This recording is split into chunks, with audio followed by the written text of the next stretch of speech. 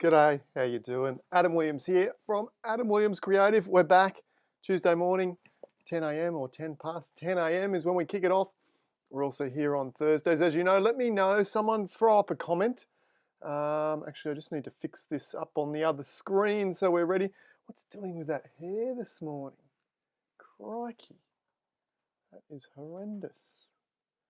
It's absolutely freezing here in Crescent Hill. Well, it's not freezing in comparison to, I guess, what really is freezing, but it's very brisk. I'm in a concrete double garage. It doesn't really look like it, does it? But I'm in a concrete double garage and it's really fresh this morning. So, yeah, so let me know. Whack a comment down below making sure the volume's on. Is the volume on? I can't see my volume.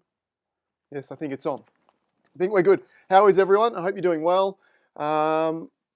𝗟𝗓𝗏 on Thursday. How incredible was that? If you missed it, jump back to the previous videos. There should be a little videos tab on my channel up the top there somewhere. Jump back and have a look at that. It seems that we've really lost. I'm not sure, YouTube's obviously not, sharing the page or the live stream all that much anymore because we've seen a big dip, huge dip in numbers the last few weeks. Maybe it's because we've dropped back to 2 days a week. Or maybe it's because everyone's getting back to work, which is great too. Yes, we're all good, Gail says. Hi, Robin as well. Robin, Gail, freelancer, loud and clear. Dean's with us, Andy, Geraldine, Sonia, Tom, Jane. That's the most of the list that I can see so far. And I think I didn't even pronounce any names wrong then, which is an absolute miracle. But we're going to have some fun and games because we're doing photo critique. And you know that I always mispronounce and stutter and stammer through these paragraphs when we do photo critique. So we've got 6 images today. So we'll get into some really good critique. And what I'm hoping to do is get really creative. I'll do the normal critique and then we'll try and get a little funky and see what else we can do as well. Beverly says 8 degrees in 𝗏𝗏𝗏. Where's 𝗏𝗏𝗏? Yeah, g'day guys. Yeah, it's a bit fresh. I got the heater. I found a heater in the house. So I've grabbed the heater, put it in here. It's taken the edge off, which is nice because I was kind of teeth chattering before. But we're okay because the wind comes in the double garage. The edge is the double garage. It's not sealed very well. So it's just like sitting outside doing a live YouTube in the fresh outside air, which is kind of nice, but kind of freezing. All right. As I said, jump back, check out last week's episode. We did an incredible, well, I thought it was pretty incredible, a fun episode of a romantic edit on the Tuesday, and then of course the super incredibly talented, incredibly creative 𝗟𝗓𝗏 on the Thursday. This Thursday coming up, we've got one of my all-time favorite wildlife, adventure, landscape photographers, 𝗏𝗏𝗏. I messed up. I didn't even do my research on how to pronounce her last name. She's going to kill me. Luckily, she's a friend of mine, but I should know better. 𝗏𝗏𝗏, that's what we're going with anyway. 𝗏𝗏𝗏𝗏, K-L-U-G-E. Look her up. Incredible whale photography. She's going to be coming in and showing us her incredible Tonga whale, humpback whale photography, plus a bunch of other stuff as well from a recent, well, relatively recent Antarctica trip. Diva from Stanthorpe, how you doing? Hands up, give me a shout out if you're brand new, if this is the first show you've ever seen. I think we've been reduced right back to our main core audience, the diehards. Me, you, and the diehards. That's what we're down to at the moment. But hands up, let me know if this is the first episode. I'd love to hear from you, just to know that we've got a few fresh faces here as well. Gail says sounds correct. Yeah, that's the correct spelling, absolutely. 𝗏𝗏𝗏𝗏. That's what we'll go with. I'll confirm that on Thursday with Rita. She's absolutely incredible, really, really talented, and her underwater whale photography is to die for. And she's got some incredible underwater Antarctic photography as well of the leopard seals and whatnot. So hopefully we'll get to see some of that too. You'll love it. You'll love it. A little bit, we're stepping back. I try to mix it up. We had Clayton and then G, extremely creative.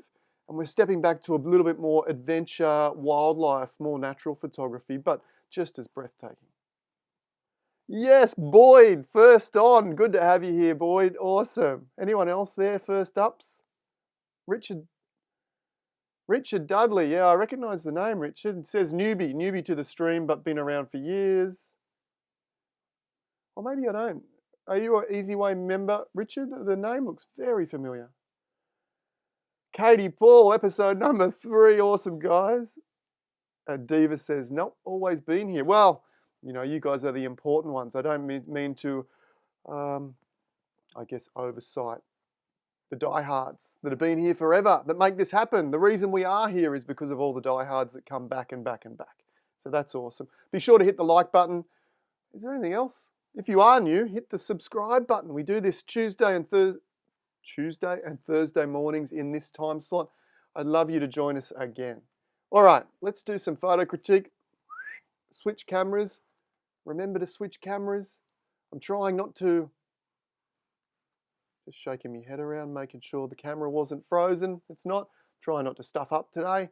All right, Sonny. Sonny is a diehard. Are you there, Sonny? Give us a shout out. You're normally with us.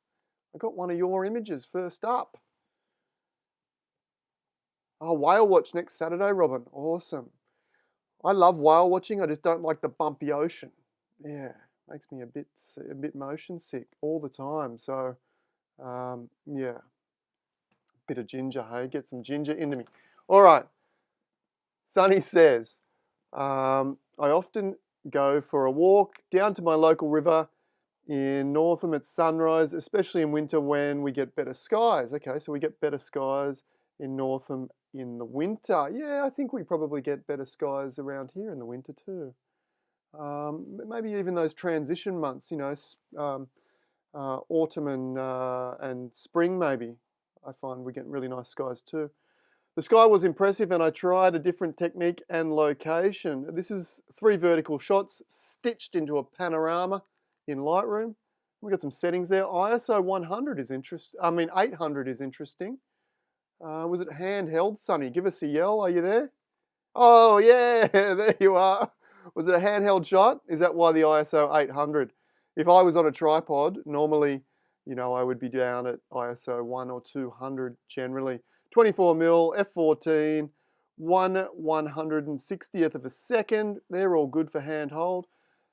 With a Nikon Z6, a beautiful Nikon, 2470, blah blah blah. Righto, Sonny, what have we got here? Let's have a look. I haven't had a lot. My life is chaotic at the moment.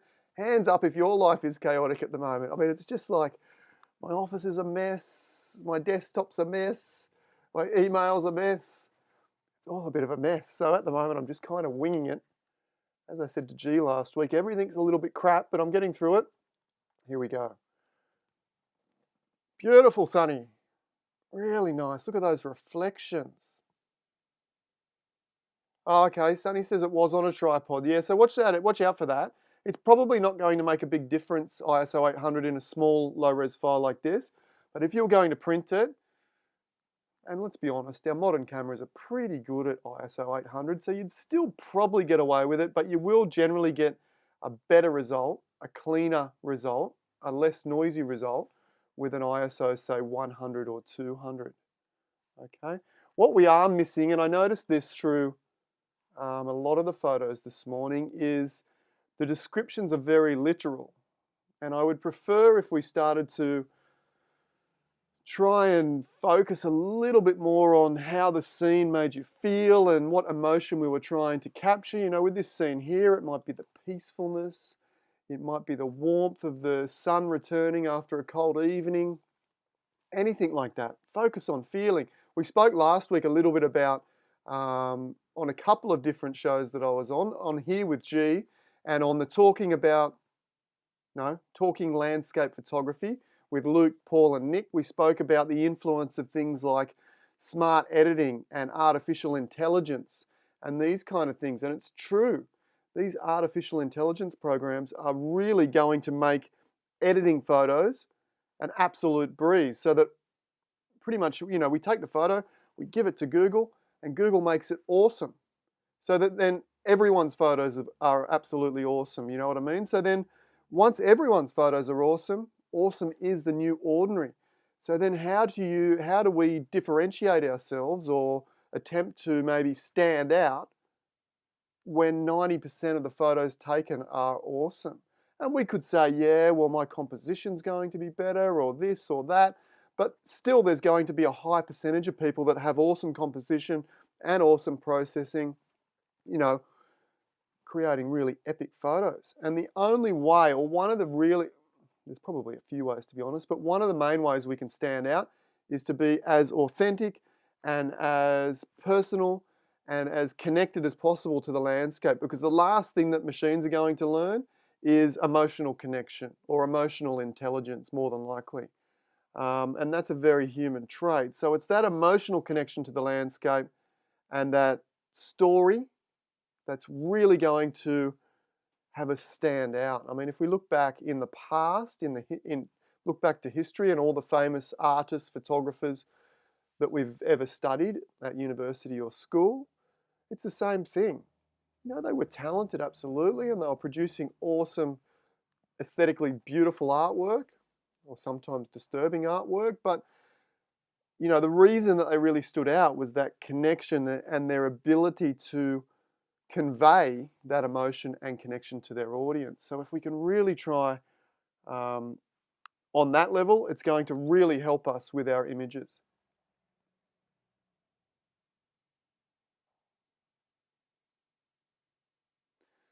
Doug says, always strive for a point of difference to your peers in your imagery. Yeah and no. I agree with that, and I don't. I think that there is hardly any point of difference left these days when you have, I don't know how many million, I think last count on statistics, there was 100 or over 100 million images shared every day just to Instagram. 100 million images. So it's going to be really hard to differentiate or have a point of difference in any case. Okay, and there's always trends that are point of difference and they take up and pick up, and then everyone's doing it. So any point of difference doesn't last all that long, even if you have it. But the one thing we can be different on, the one thing we can stand out with is just being as purely ourselves as we possibly can be and trying to connect to subject, connect to landscape, and tell that story. And that's all I mean. Like when we go out and shoot sunrise or sunset, you might say, oh, but I don't really feel anything when I go out there. I don't really feel anything. I just go out there and I have fun, and that's great.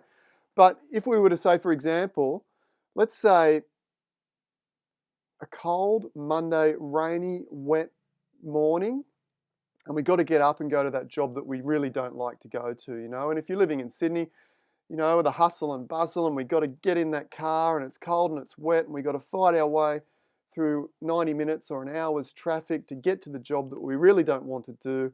And then the whole time we're there, we're kind of like, when does this end? This kind of sucks. Okay? That sort of heavy feeling of having to do something that you don't want to do. But then when we get up at 4 a.m. or 5 a.m., if that's what you love to do, and you get out and it's a beautiful, peaceful, brisk morning and the clouds are all high and they're starting to light up pink and orange and the light's turning golden and it's warming up and it's peaceful and you can breathe and you can relax and it's uplifting, they're all the emotions that we want to try and portray through our photography, but also the way that we talk about our photography. Can we see there's a distinct difference when you say that you don't feel anything in the landscape? I think for the majority of us, the vast majority, we actually do, but we're not completely aware of it. It's just the normal thing, you know, we're just out enjoying ourselves.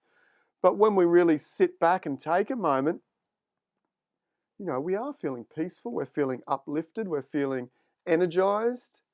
I always feel energized, particularly when I go down to the sea, you know, by the coastline, the seascape, sunrise, sunset, even in the middle of the day, I'll sit down by the coastline and just be energized. So all of those things, bring those emotions, bring those descriptive words into how we talk about our imagery and how we try and communicate visually as well. 100 million. Oh, I thought I had 100 million viewers. No, 100 million images on Instagram daily. That's what, I mean, photography is not a competition, you know, it's a personal pursuit, and we should be trying to please ourselves. But at the same time, you know, the end goal for photography, or the main goal, the starting goal for photography is to enjoy ourselves, to get out, fresh air, hobby, fun, enjoyable. And if that's what it is for you, then don't really worry about what I'm talking about. But I'm telling you, when you get to 2 years, 5 years, or 10 years into photography, and you start to lose your mojo, who's lost their mojo? I've just gotten mine back after about 9 months of lost mojo, in fact.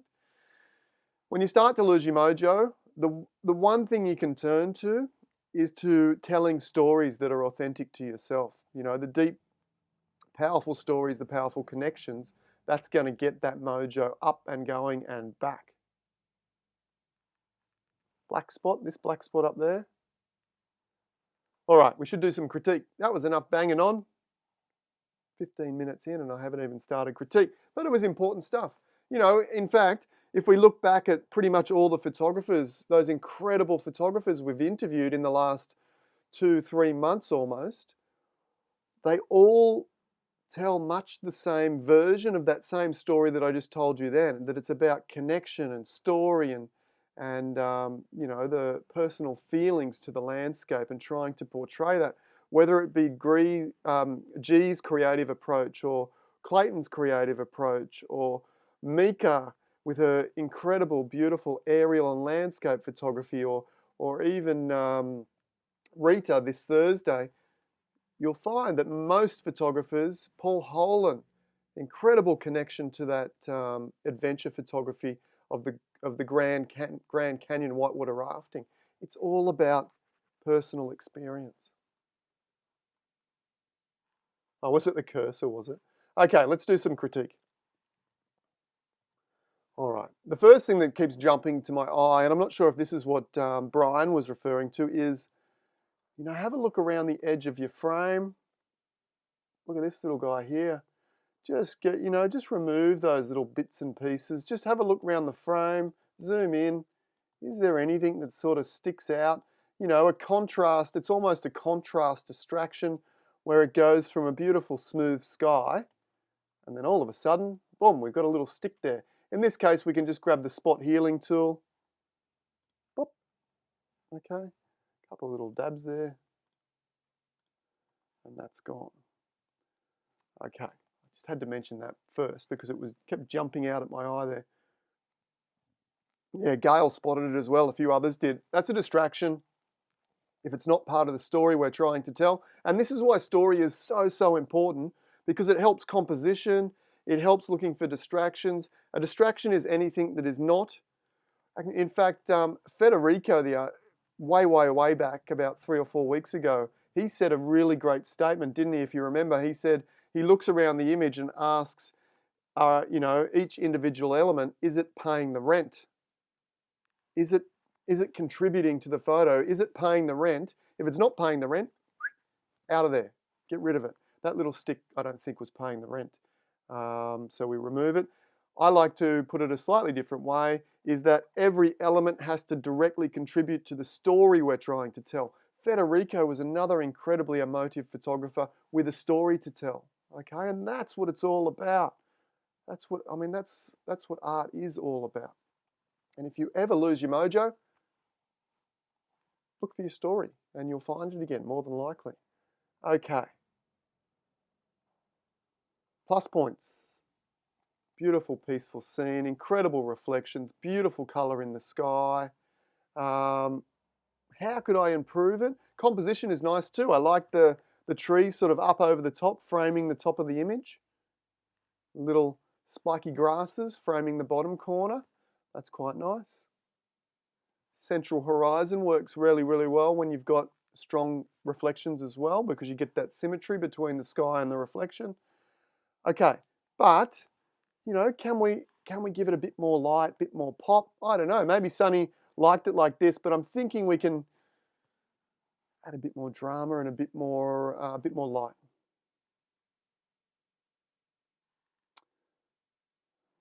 Andy Woodman says he notices the reflected sunlight is brighter and warmer than the sky.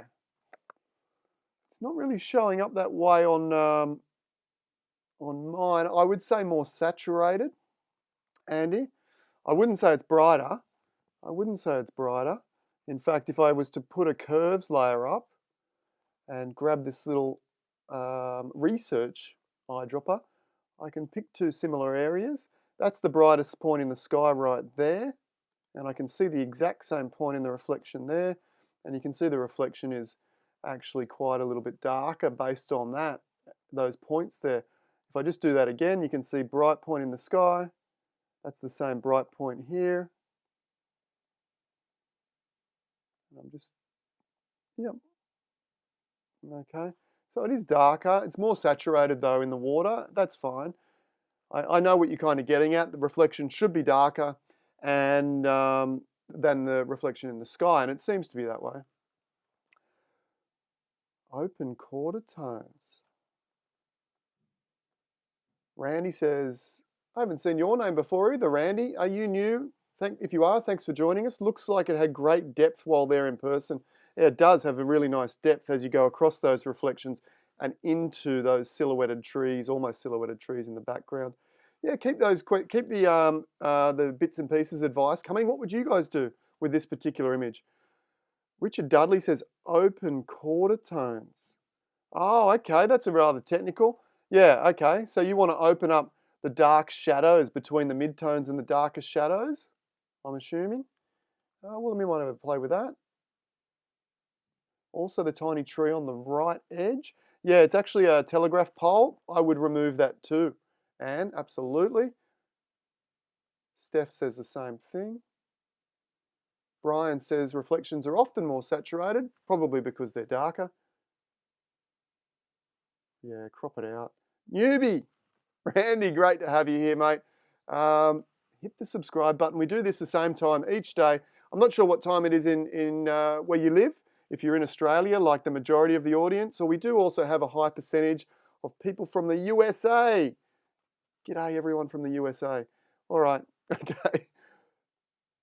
Oh, Richard says he wants to open up the tones between the highlights and the midtones. All right. I'll show you what I would do. I'll show you what I would do. Okay, yeah, this is the section. Well, let's remove that, hey? Let's get rid of that curves layer. That was just there for an experiment. Pop. Okay, and we might remove that telegraph line there. Ooh! Wasn't very good, was it?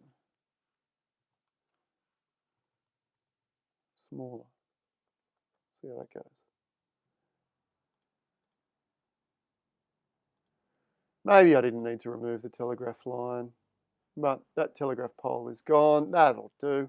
That'll do. If we were doing it legit for print, you'd need to get right in there. Okay, what I'm thinking, within my processing style, to add more impact, I like to work on or add more interest. And the way we add more interest to a particular area is more light, more color, more contrast to the interesting section of the image. And for me, the interesting section in this one is this central area. So what I'm going to do is add a vignette top and bottom and really create like a letterbox, sort of cinematic style, and put a bit more punch and a bit more pop into the center. So let's give that a try. Favorite technique first. And look, if you want to learn my complete workflow, I used to have a promo for my Photoshop course in the description. I removed it today. I'll have a new promo coming up soon, but if you look back at previous videos, you'll find that secret code to get my beginner Photoshop course at whatever price you like is still there. So have a look back at the previous videos and you'll find that deal, okay? But what I want to do is add more pop to the middle and maybe darken the edges. Let's give that a shot. Favorite technique, painting with pure sunlight. We're going to try that first. Solid color layer. Grab an orange. Grab an orange. Grab the orange color there. Click roughly in the middle, that will do. Click OK, and we'll change the blend mode here to color dodge. Let's see what happens. Okay, it's a bit over the top, isn't it? A bit over the top.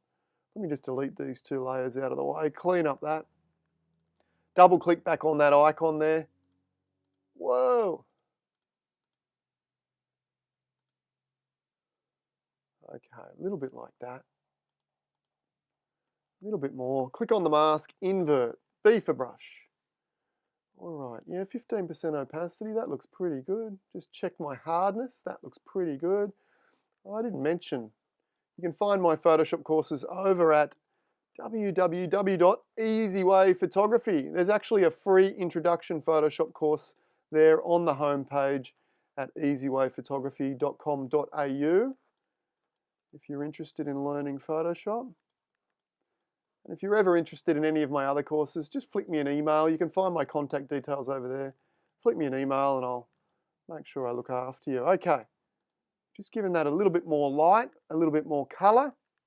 So that will add to the interest level. And I think the sky is the most interesting element of this. Maybe with the side, you know, the framing on the side here too. We've added a curves layer. Let's just brighten up. We might add. Now keep in mind, I like to process right over the top.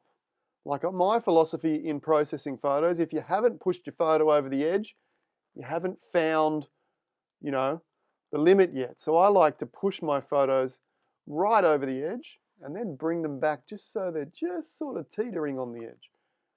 That's the style I like. You might not enjoy that quite as much as I do, but a little bit of light. Okay, let's darken down the top and bottom of the frame. We'll have a little play here with all of these images today.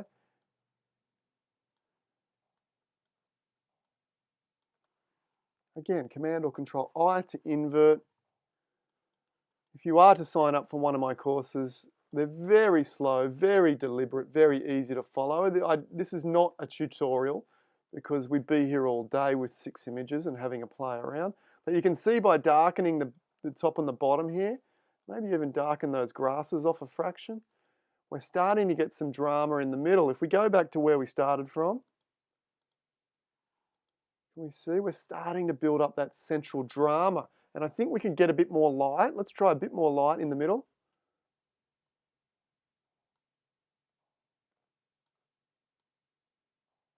Yep.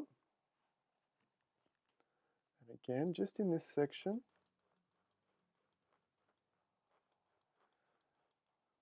And look, I've darkened the trees down up there in that section too. I could use blend if or a luminosity mask to take the darkness away from those trees there. But they're pretty dark anyway, so it's not going to be of all that much benefit. Let's add another bit more darkening top and bottom. Really get the drama going.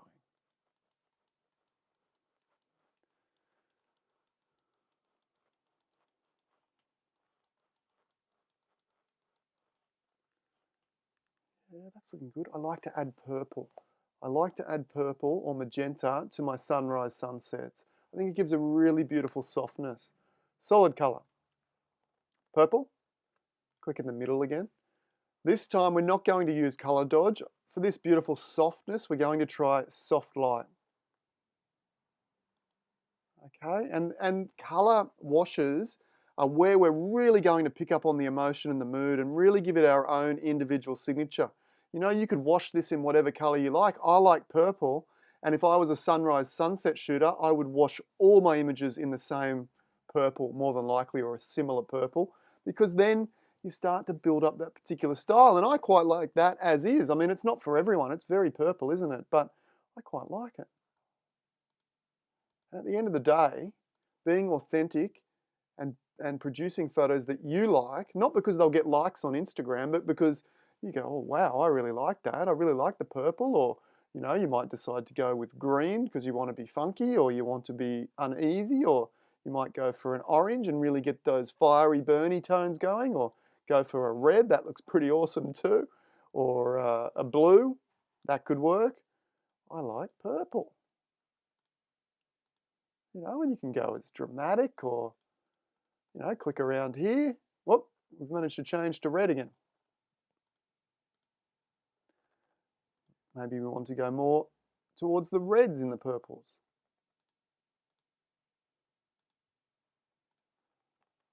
You know.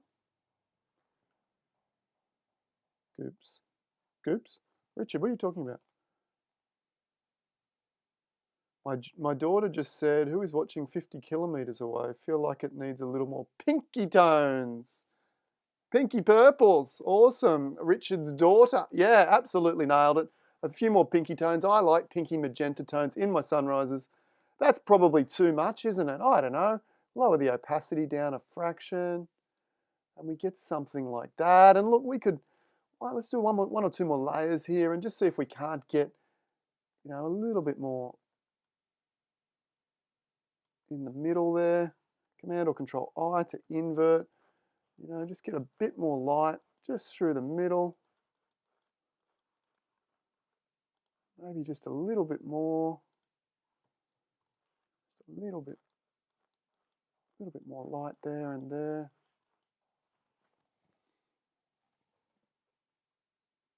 Yeah, 𝗂𝗵𝗄𝗧, absolutely. Often we'll do a combination of two colors, as you've mentioned there, and we might look at that with another image where we would add maybe warmer tones to the highlights and cooler tones to the shadows. We'll try and have I'll try and hopefully there's an image we can have a try of that. But let's have a look. Let's have a look how we went here. Keep your inverted vignette. Beasley, do you mean like light edges? Light edges instead of dark edges? Maybe. Dodge the gum tree. Yeah, you know, I did think about that, Beasley, but the problem I have with dodging the gum tree is I like it as a subtle side note for framing. If I start really lightening it up, the light's, number one, the light's not coming from in front of the gum tree to have a really, really light gum tree. And then I don't find it overly interesting. I think it's right at the point where it's there and it's kind of interesting, but I don't want it to be a significant feature. And if we start brightening it up, I mean, on your photos, absolutely, go for your life. But for me, I wouldn't lighten that gum tree any further than it is, because I think the main feature is here, the sunrise, sunset. I think it was sunrise, wasn't it? And this is significant enough as is. All right, let's have a look where we started from. Sunny, beautiful photo, beautiful work. There we go. Okay, pretty much, you know, that's pretty much as you would see it, I would suppose, if you were there. It's very faithful and neutral to the scene. And, you know, maybe we want to get a little bit creative, and that's what we're going to do today, is get as creative as possible and have some fun. And who knows? Who knows? If you like it more, then do it. And if you don't, then maybe take it down another path, but have a play around with those solid color layers in soft light blend mode, because they'll really, you know, they'll grab you by the heart, sort of, so to speak, and give you that connection. You know, what color really represents the feeling that I was feeling that morning? And for me, purple gives it a beautiful softness. Okay, let's have one more look. Before, after. Okay, I think it works. What do you think? Here we go. Who's up next? Roberta! My pleasure, Sunny. Thanks for sending it in. Absolutely. The brave souls that send these in. We wouldn't have a show without you brave souls. If you want to send in a photo for critique, what you need to do, take note, because a lot of people get this wrong, and I can't use the images. Either the image is too small or whatnot. So what you need to do is send me to my email, adam@easywayphotography.com. Send me a 2000 wide JPEG web image, finished edited, how you want to portray that image. And then send me a brief description of the story, the emotion, or what it was that you were trying to capture. And we'll go from there. Roberta, this is an 8-shot pano of 𝗂𝗵𝗄𝗧𝗂𝗧. You know how I read, not very well. About an hour west of Toowoomba. I got a few mates up at Toowoomba and love the area up there, up in the mountains. You call it the mountains, highlands. It's kind of elevated, isn't it, Toowoomba?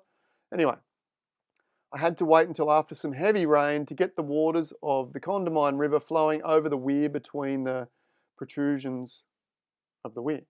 This photo seems a little flat. How can I make it pop? Got the settings. You don't need to send me the settings, but if you do, it helps. Canon 70D, 1/160th of a second, f10, ISO 100, focal length 46, spot metering, taken mid-afternoon in autumn. All right, the settings look pretty straightforward and standard. Roberta, the weir. Okay, oh, my foot's falling asleep. I like to sit up with my foot under me butt. Typo? You are new, Richard, aren't you? Yeah, we love typo. I'm a typo king, and in actual fact, I just copy and paste down from my email straight into Photoshop. Okay, so however it's written is how it goes, and I'm not an incredible speller that I'm going to go and change it all around.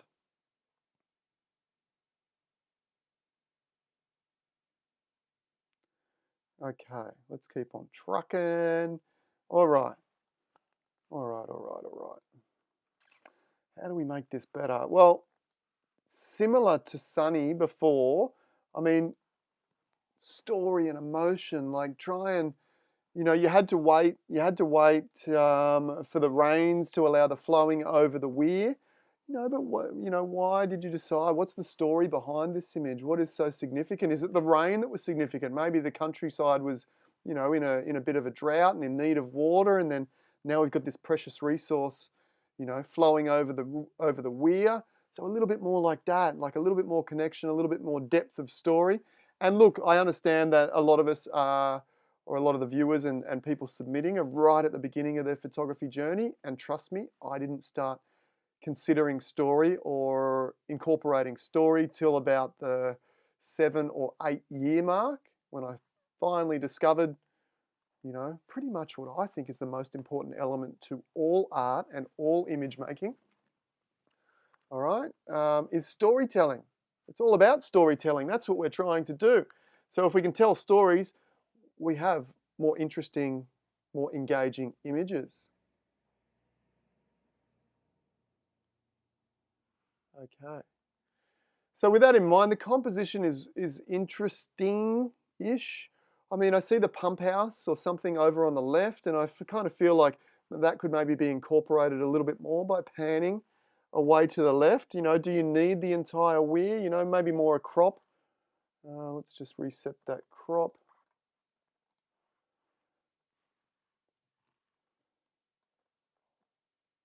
Maybe something more like that. Maybe not. We all have our own opinions. Let me know. What would you guys do? It's crying out for black and white, to be honest, but it doesn't have the structure and the simplicity to really make what I think would be like an epic black and white. If you could get up, maybe shooting along the weir with the water flowing over, long exposure, black and white, that could work. I'm not sure if you can get closer to the weir and focus like on this section. There's lots of options, lots and lots of options. Let's try black and white though. Oh, have we got Roberta? Roberta, is that Bertie Ann? Okay, I think it is. Bertie said, well, thank you for submitting. Awesome work. Wanted the water to show up the protrusions in the weir. Yeah, I kind of figured that was the case. I would be tempted to maybe get lower with a longer lens and compress the scene a little bit more so that we were kind of getting something more like, I feel like there's too much, I don't know. In like that. I even want less than that. I kind of just want that bit, maybe. Or, yeah, along the weir to get that really strong structure. There's lots of options. Jump back there next time when it's pouring over the weir and give it another shot. There's lots of options. Let's try black and white. Let's see what we can do with this particular image. Let's see if we can. Okay, instantly midday shots. If we can't get those colors really pleasing, you get high contrast at midday, which suits black and whites. And as soon as I switch that to black and white, it's an instant improvement in my opinion. What does everyone else think? Yeah, Richard, twilight, change time of day, long exposure. Long exposure could work. Particularly shooting maybe straight along that weir with the water coming down. Long exposure would absolutely be a good option. Yeah, maybe twilight. If the sun, I'm not sure which direction the sun comes up, but if it's sunrise or sunset when the sun's coming up from the left, maybe lighting up these trees here. Okay, that could be an option. Let's have a play with these sliders. That's working.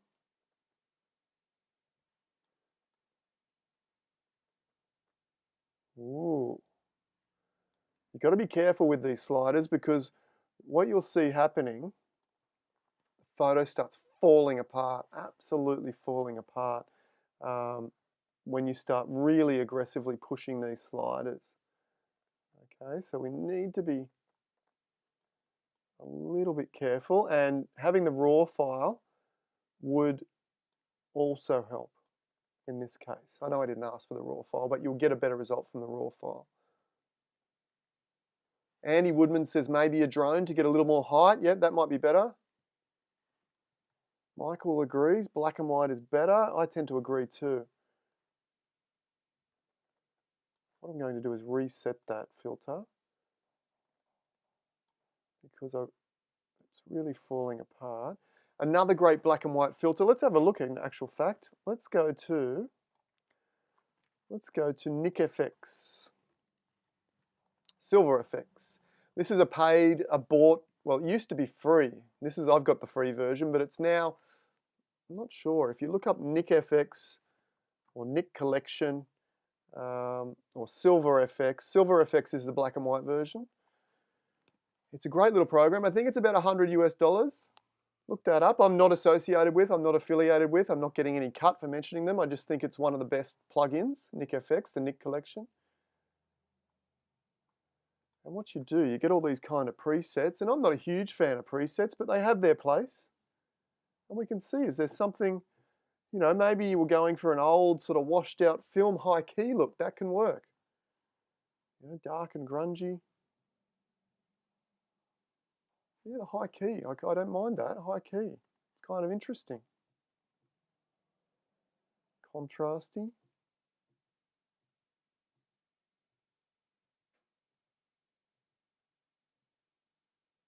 Natural, I quite like that natural. We might go with that one, in fact.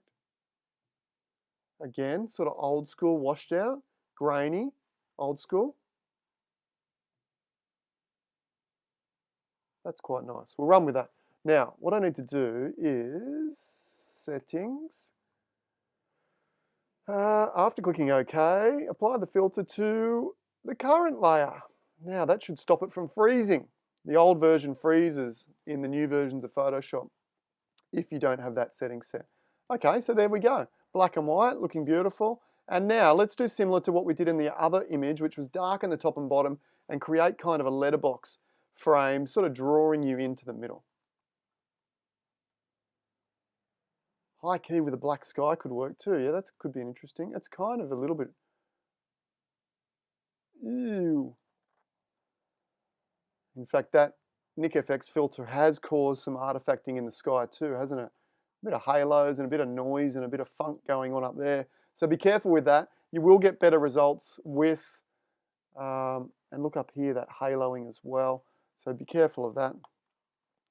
You will get better results with the raw file, the high res file, because it's got more information to work with than you will this little JPEG. So we'll darken off some of those areas. I might darken off the bottom here. You know, I'm just messing about. Oh yeah, those reflections when they're darker add some drama. You know, just have a play. Does that look better or worse? You know, always, you know, turn it on and off, better? Or is that better? You know, I quite like the darkness in the foreground. We'll run with that. Let's do another curves darkening layer. Let's have a bit of a play. As I said, I want to try and remove that kind of haloing effect in the sky there. You know, let's get some drama into that water. That's looking nice. Drama over here. There's not a lot I can do with this, but there's a bit, mess about. There's a bright area there that's annoying me. Let's just remove that with another darkening layer.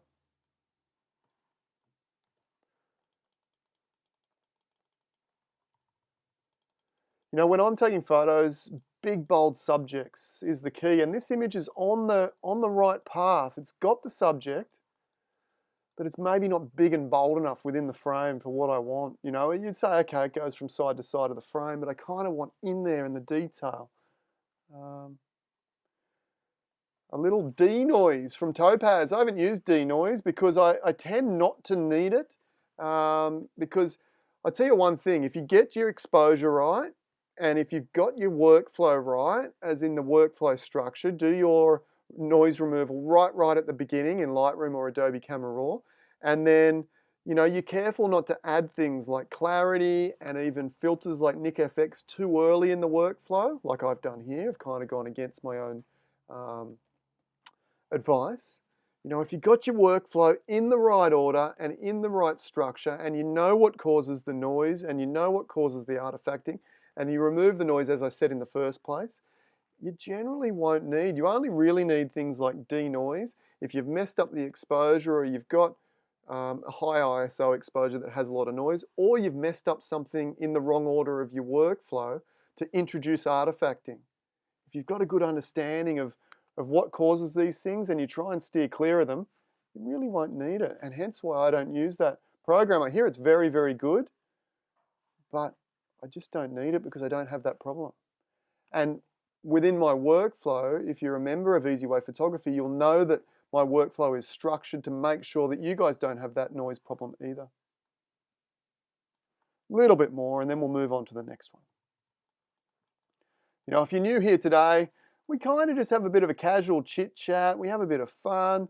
You know, I do a little bit of editing of your photos in the critique, or my own photos in the romantic editing process. And we talk about the photography philosophy. You know, if that's the feature, let's add a little bit of light to the feature. Turn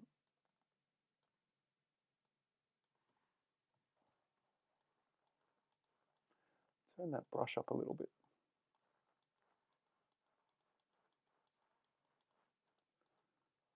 Okay, I think that's about as good as I can, you know, take it. But I think, have we elevated it? Have we made it something more than what it was, or have I completely ruined it? That's the question. There we go. I mean, it was pretty nice. I mean, we could get funky with the color palette, or we could do all sorts of different things with that as well. But we went with the black and white. Yeah, absolutely, Seabreeze, mentioning denoise because we have artifacts. Yeah, and I agree. Denoise is apparently very, very good, but I was just making the point that you won't need it. If your workflow is a good workflow, you won't have artifacts in the first place. If we took this photo from raw file in Lightroom and then converted it to black and white and were quite delicate with what we were doing at that point, we wouldn't have the artifacts to worry about in any case. Good morning, Fiona. Great to have you with us. Guys, hit that like button as well. We're really trying, after we used to do 5 days a week and we built a whole lot of momentum, and then switching back to 2, a lot of people have dropped off, a lot of people going back to work, so we've got to build back up almost from the ground. We were getting 400 people per show. We're back at, I don't know what we are. What are we at today, guys? I think we're about 100, something like that. So if you could hit the like button, it will help tell YouTube it's worth watching, and we can build it back up again. Give me the encouragement to keep on keeping on. Okay. So that was it, before and after. We still got 4 more photos, and we're approaching an hour. I'll speed it up a little bit, but thank you for that, Birdie. Thank you, Birdie. I hope you're still watching. I hope that was okay. I hope I wasn't too harsh.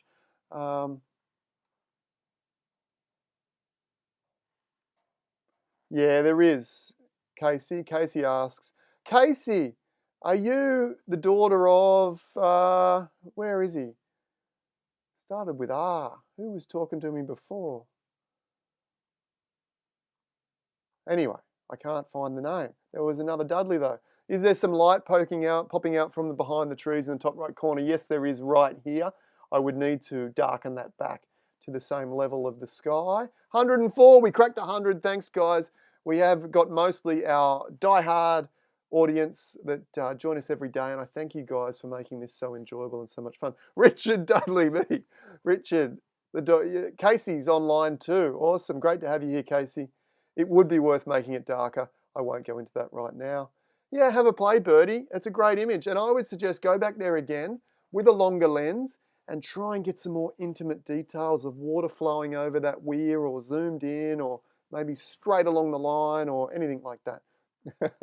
Yes, freelancer, it was Richard. Richard and Casey.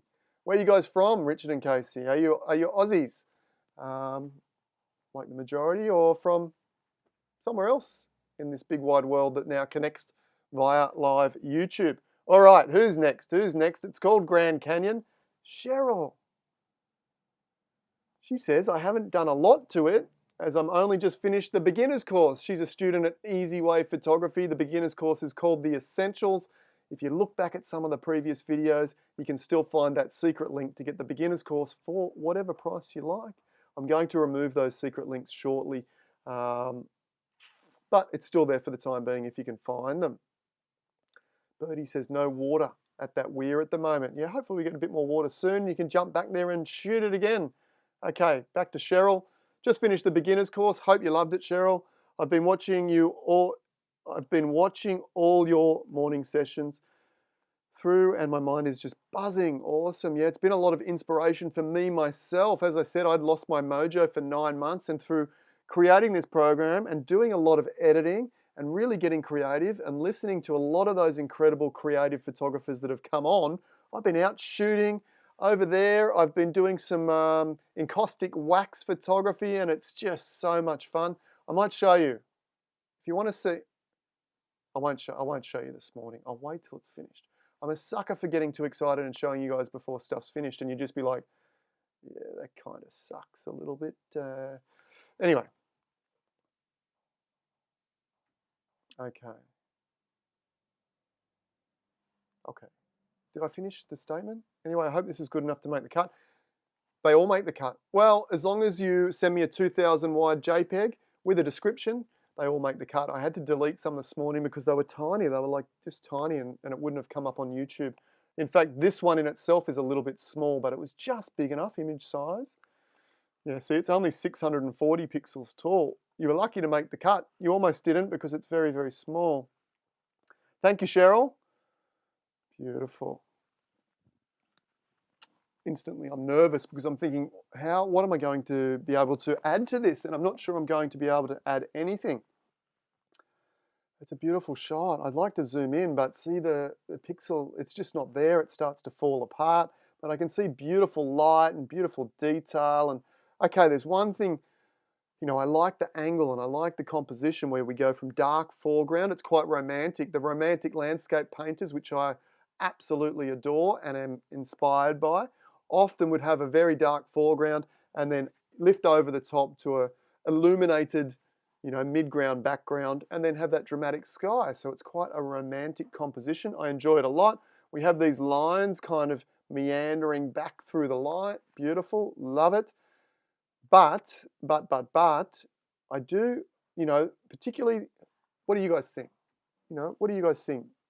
Throw some comments at me. What would you improve? Do you see any distractions? Let me know. Katrina says, I will show you, Katrina, just not today. I'm creating a body of work which is very emotive and very out there. And I am going to show you guys, but I am self-conscious like we all are. And, you know, I want it to be somewhat finished and at its best before I show it. And I've done one draft, and I'm absolutely over the moon with the one encaustic draft I've done because I feel like it encapsulates the story that I'm trying to tell so well. And we've been talking about that all morning. It's all about the story, and I get really excited when I have a story and a vision and everything comes together, the photo and then the processing and then the creation process of putting some wax down and some paints down and getting really creative, and it has all come together really, really well. Okay, what do we think? Yes, Simon has nailed it. That was the first thing that pulls me in, is that blue sky at the top. I don't think it needs to be there. I think it's a distraction. It's not adding to the drama, and I think if we just come down like that, you know, I think we already have a better, or for me, a more, what's the word I'm looking for? Concentrated photo, okay? Because we have that drama from the sky and the clouds. I think we could elevate the light a fraction too. Favorite technique, always worth a try. I use it on every one of my edits at the moment. Solid color layer. You've seen it. Well, I didn't use it on the black and white because there wasn't much use, because this is painting with pure sunlight. Now we choose an orangish reddish color, yellowish, orangish, reddish. We change the blend mode here to color dodge, and you can see it straight up. It just, boom, pops the light incredibly. Now, maybe the subtlety of the light is more important, and absolutely I agree with that. There's a photographer I'm thinking of that's from the States. What's her name? I'd love to get her on the show. Oh, it's not coming to me. But she has this incredible subtlety of light, much like this image has already got here. And look, I don't think there's anything wrong with it. And I love that subtlety but it's very hard to sometimes get absolutely perfect. And I think we could just elevate the light here, just a fraction, not that much, just a fraction. Let's see, maybe you'll disagree. Let's see that. Let's invert that layer, Command or Control I to invert. B for brush, turn that opacity down a little bit. And we'll just add, this is kind of like dodging. Well, it is, color dodge. We're color dodging, so we're color brightening. Not only are we brightening, but we're adding a little bit of warmth and color too. And maybe a little bit more in the foreground here, because the light would tend to get colder and less bright, duller, as we move into the background. You can see there's some beautiful light back here too, but it's not as bright because the atmosphere is starting to dull that off. Okay? Yeah, just a little bit like that. Richard Dudley, are you guys talking about the blue sky? Was the blue sky paying the rent? I don't think it was. I think it was distracting. Maybe the foreground hill taking up. Oh, no, you're talking about the foreground hill. I love this interaction, guys. Yeah, keep it up, because we can learn so much about photography just by discussing and talking about it and what we think we like. Is the foreground hill taking up too much real estate? Now you say it. Yes, I agree. And what I like to do with composition, and I'll come back, we'll play with that light a little bit more, is often I like to have these intersecting lines starting off, where possible, from a corner.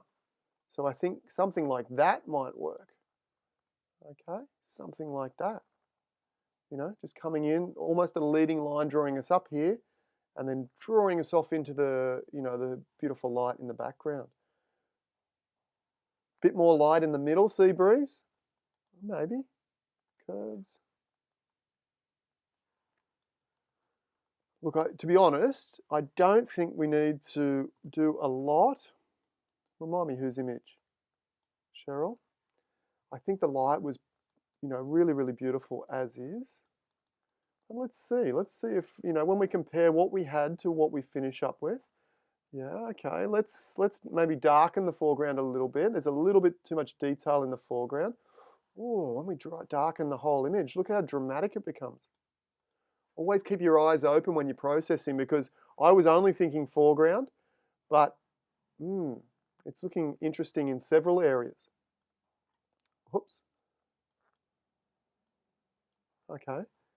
Invert that. We will paint a little bit into that foreground. Let's just bump that opacity up. Yeah, that's better. We will do a little bit in the background here too.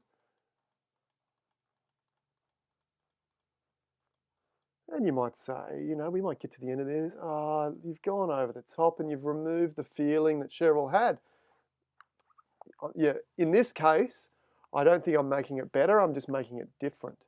And it depends on the photographer themselves, whether they agree or disagree. Look at that white spot there. Is anyone else picking up on that being a distraction? I think it is. We might deal with that in a minute too. Darken the sky, Simon. You're on the ball. I'm with ya.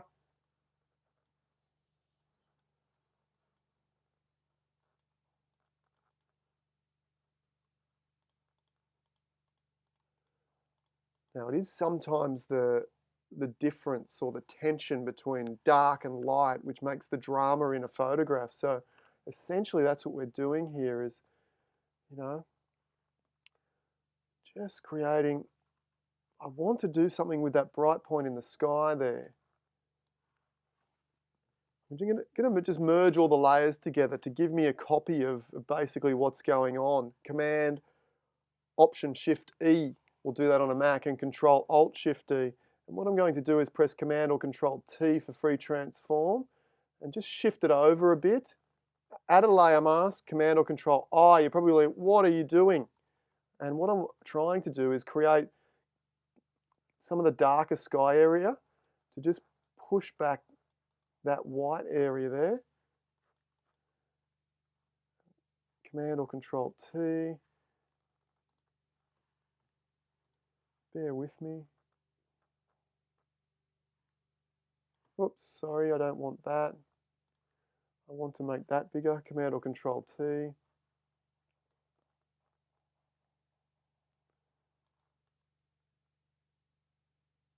That's a bit better. And the same, I want to do the same over here. So we'll duplicate that, Command or Control J. Again, sorry if you're getting a bit lost because this is not really a tutorial. I'm just kind of winging it. I'm going to flip it over now and again try and use a bit of the darker sky over in that corner to remove that bright distracting patch. And look, if you're a natural photographer and you don't want to do this, then absolutely don't do it. But for me, you know, I'm not too fussed about reality. You know, I'm all about story and drama and the romanticism of landscape photography. Not too fussed about exactly how it was on the day, or, you know, but you might. Maybe I'm going to duplicate that again.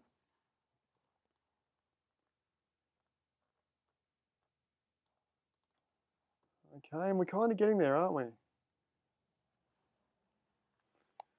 Maybe, maybe not. That was before. I kind of like it before. Maybe I could lower the opacity on all those layers.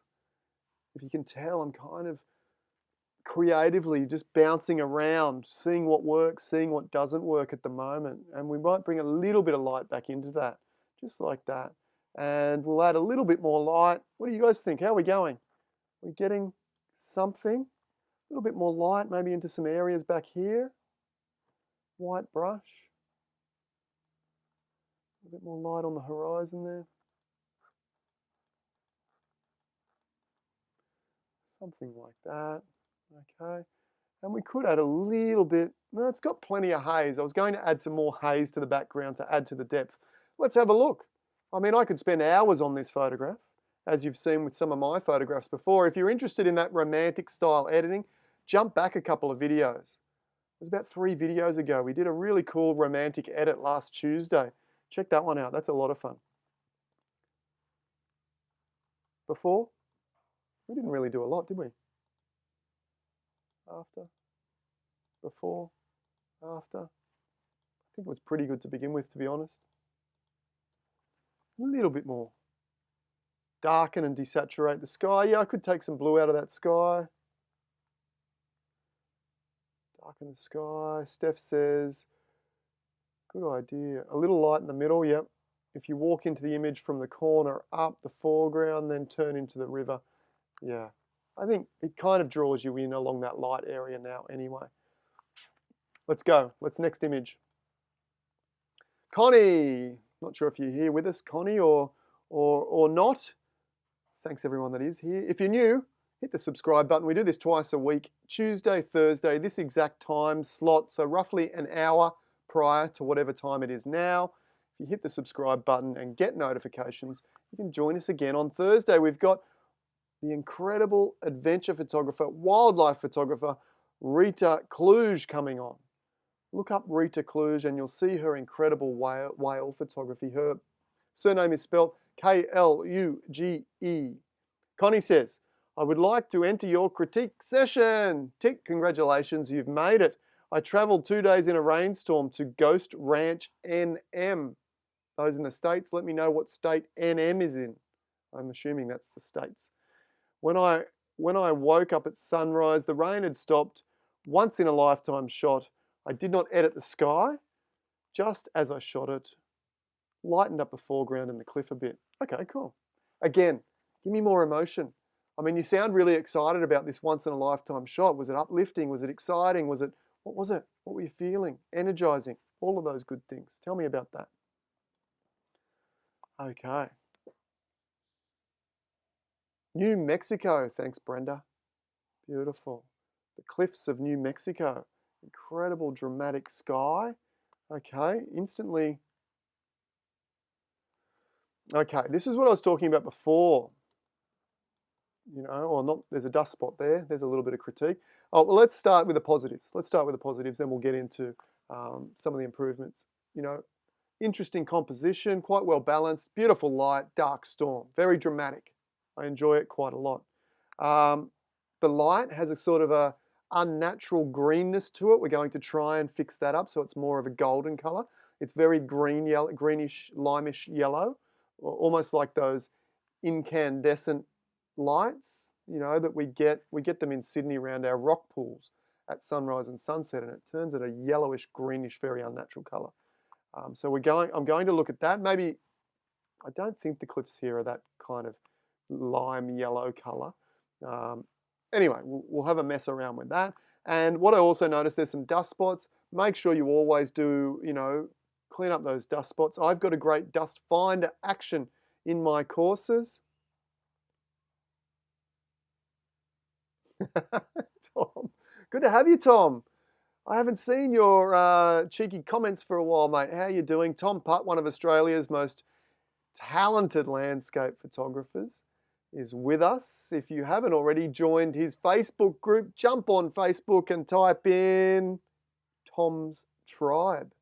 A really cool, inspirational community Tom's got going on there. And he does live. He's got a live Facebook presentation tonight. I forget what it's on, but it's tonight at 7:30 Sydney time, Australia time, Victoria time. All right. Tom's being cheeky. A video on adding emotion to your captions, perhaps.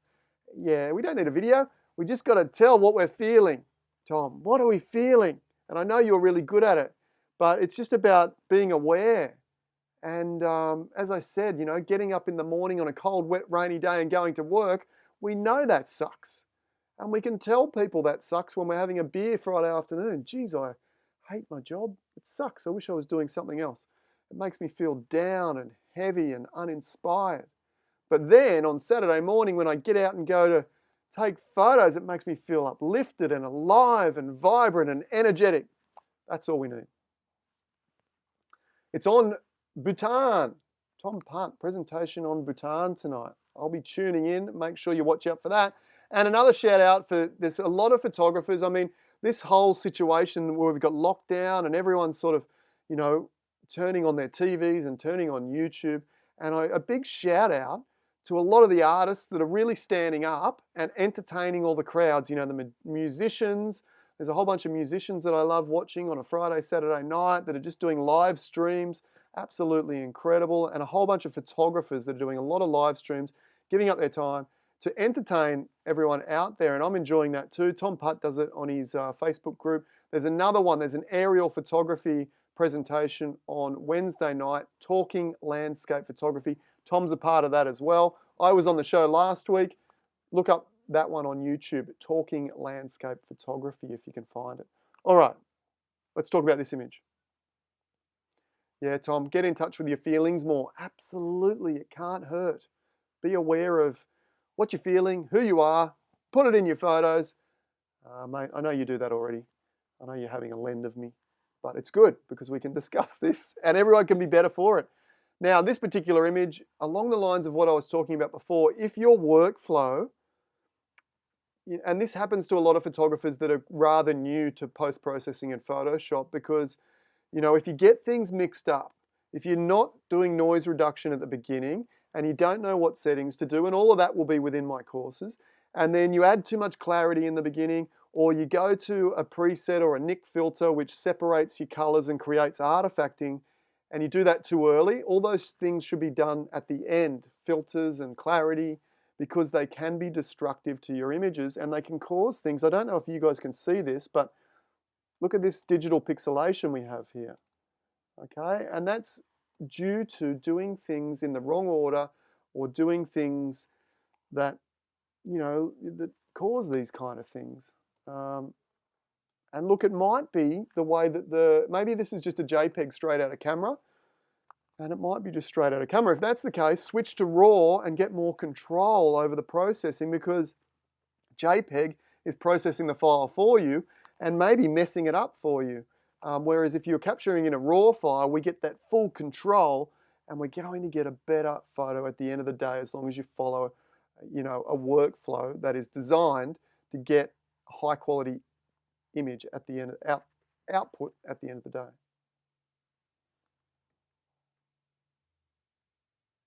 Terry, you forgot about the live. Put it in your diary. Put it in your phone. Set an alarm. On your iPhones, you set a recurring alarm. Tuesday, Thursdays. I think you can do that anyway. Come on. I need you guys here. No, I know. Life's busy, isn't it? I know what it's like. Okay. So, first critique is, you know, find a workflow that's not going to cause that kind of artifacting in your photos. And if it happens to be a JPEG straight out of camera, then consider switching to RAW. If your camera can shoot RAW, switch to RAW. It's a bit of a longer process to get the finished files at the end of the day, but it will be better. It will be better. All right, let's have a mess with these colors because it's too green. The yellows are too green. How would I do that? There's a few ways of messing with colors in Photoshop. In fact, there's infinite ways. Selective color. I like the blue. It might be a bit too saturated, but I like the blue. The blue, I don't have a problem with the color tone, but I do this yellowish. I feel like it needs to be more red. So let's switch. I've got a selective color layer and I've gone to the reds and I feel like I need more magenta. Oh, that was less magenta. More magenta. Just a little. You know, when something's green, too green, you know, I'm pushing it now. It means the green magenta balance is out. Okay, and in this case, just pushing that magenta and remove. I mean, that's as simple as that. Look at that, one layer before. Can you see the green that was in there now? The green was really making a mess of that beautiful golden light. So we went into selective color. We selected the yellows, which I assumed this was the yellow tones. And then we've just taken the green out by adding more magenta. So we're bringing the balance, the color balance to that particular yellow tone back. That's after, before, after. Do you guys, I mean, I'm not familiar with this location, but does that feel more like a sunlit glow from that particular location? Margaret has to go. Watch the rest later, absolutely. I wasn't intending on this being a long morning, but I've been gabbling on, haven't I? Okay, the blue in the background, let's just see. I feel like maybe just a slight desaturation, and we might even tweak the color there back into the greenish blues a little bit so it's more foreboding. At the moment, it's kind of a candy pop blue, isn't it? So what we're going to do, we've got the hue saturation layer, and I'm going to go to the menu and select blues. Desat.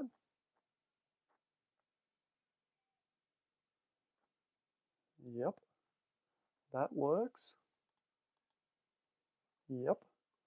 And what if we change the hue a little bit? Just into those greeny blues. Brenda says the location would be more like that reddish clay, so maybe we haven't gone far enough. Maybe we need a little bit more magenta. You know, outback reddish clays would look much more like that if they were hit by sunlight against the dark sky in the background. Would match color work? I don't know, let's try it. Let's just turn off those for a moment and see what color match. We'll try and color correct this particular image with color match. I don't have great confidence, but we'll give it a shot. Let's duplicate that layer. We'll move up to the image menu, adjustments, match color, click neutralize. Ooh, it's pretty good, to be honest, isn't it? Wow, good tip, Leslie. That's one that we teach in the course. It's fixed up the foreground very, very nicely, but we still have that really candy blue. And in actual fact, we've got a magenta-ish blue in the background now. So if we were to, let me just delete those other two layers that I've got up here. And we'll add a hue saturation layer and try and get that blue back into something that we would consider to be, or what we want it to be. I mean, it looks nice, candy blue, but blues will desaturate. Oh, even like that, you know? And if we just maybe tweak to the greens a little, you know, I'm loving that. I'm loving that. The file is falling apart, you know. Look at this. And that's a couple of reasons. You know, it had a lot of artifacting to begin with, and it's not the raw file. So the raw files will stand up to a whole lot more punishment and editing than what the JPEG files will. And if you're sitting at home thinking, oh, I shoot with JPEG, does that mean my JPEGs are no good? No, absolutely, JPEGs are great too, but raw files are better. Raw files will give you more flexibility. The downside to raw files is they look rubbish when you capture them straight out of camera often. They're flat, they're not vibrant, they're not saturated, but you know, once you get them into Photoshop, they'll stand up to the punishment. I don't think we need to do much more. The file itself, straight out of camera, had all the light, all the contrast we needed. We've managed to color correct it to get a more, what I would expect to see, a more golden light on those reddish ochre cliffs there. And then we changed the blues a little bit, and we got that beautiful, incredible stormy light. Looks more stormy. Yeah, Terry, I agree. I mean, Terry says that the blue would be less red. I agree. As I said, I felt the blues were a bit purplish there. See, they're very royal, and royal blue tends to be, you know, it's got a little bit of red in it. Absolutely. Okay, more stormy, better there. If I have the raw file, you know, I might be inclined to try and bring in a bit of texture into those clouds, but it's just going to get messy if I push that now. Lots of storms around that area. Lucky you. Thank you, Connie. I hope I did that, you know, a little bit of justice. As you said, it was pretty much straight out of camera. A few little tips there. If it is a JPEG, consider or do some research whether your camera can capture RAW. RAW will take a little bit more skill to get it finished, but once you have those skills, you'll be able to really elevate all your photos because if you print this, it's going to need, yeah, maybe denoise or something like that to remove all that artifacting because it's just, you know, ruining the photo to a certain degree. You know, not in a small version, it looks gorgeous, but in a big print, you know, you wouldn't be happy with that. All right, where are we up to? Is it this one? Yan. Yan's with us. Are you with us today, Yan? Yeah, Richard, I agree. Richard says maybe the sky needs a little bit more definition. I would be tempted to even lay in. I had a photo from Iceland that was much like that. Big dark storm clouds, but they were very undefined. And I grabbed another shot from earlier in the same day when the clouds had a bit more contrast and a bit more definition. And I just brushed a little bit of that in, just to give a bit more twisted and gnarliness to those clouds. Is there too much sky? You guys have waited till the last minute to give me some critique. Options, I don't think so. I like the 2/3, 1/3. Let's bring up the third grid. Where are you? Here. It's pretty much 1/3 foreground, 2/3 sky, and I quite like that. Yeah, we could cut it down to more of a 50-50. To me, I think that is not as impactful as that. And as I said, I would find another gnarly, twisted textural sky and paint a little bit of that over the top, maybe with a blend mode or something to get that going. All right, that's it for that photo. We're moving on. Yan, we hiked in 𝗃𝗏𝗃𝗏𝗃 National Park. You know what I'm like with pronouncing these names that I've never pronounced before. I am hopeless. We're going with 𝗃𝗏𝗃𝗏 for a week in heavy rain. It finally stopped on our last day. This was taken from Lake, oh, you're killing me, yeah. 𝗃𝗵𝗂𝗁𝗃 𝗀𝗃𝗏 in the evening. Love it. I should do some research, shouldn't I? I don't have time for research, let's be honest. And you guys are probably sitting, spitting out your cup of tea and coffee, having a laugh anyway. So that's what we do. We have a laugh. We don't take it too seriously. And we have some fun. Yan, but it could feel better. So what are we taking from this?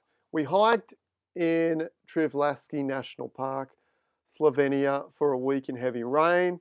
It finally stopped on our last day. This was taken from Lake 𝗏𝗃𝗏 𝗀𝗃𝗏𝗃 in the evening. Love it. Okay, what was the rain feeling like for a week? What was it like when it finally stopped and the sun came out? You know, again, let's get those feelings going. Let's get the feelings. They're going to separate our photography from all the rest of the awesome photography is how we are able to capture the emotions and communicate the emotions to our audience. We want it to be as personal as possible. You know, the first thing that I see on this particular image, and guys, tell me, how do we improve it? How do we improve this? What do you love about it? The thing I love initially, and if you had a long lens, I hope you captured a frame. Look, this section here, look, I love the image initially, and we'll get back to the whole image in a moment. But look at this section here. If you had a long lens, I hope you grabbed, you know, something like, I'm not saying the duck and everything else is not good, but I'm just saying that just pulling my eye in, like that, a frame within a frame. It's gorgeous. Look at that light here. Mountains, drama, all going on.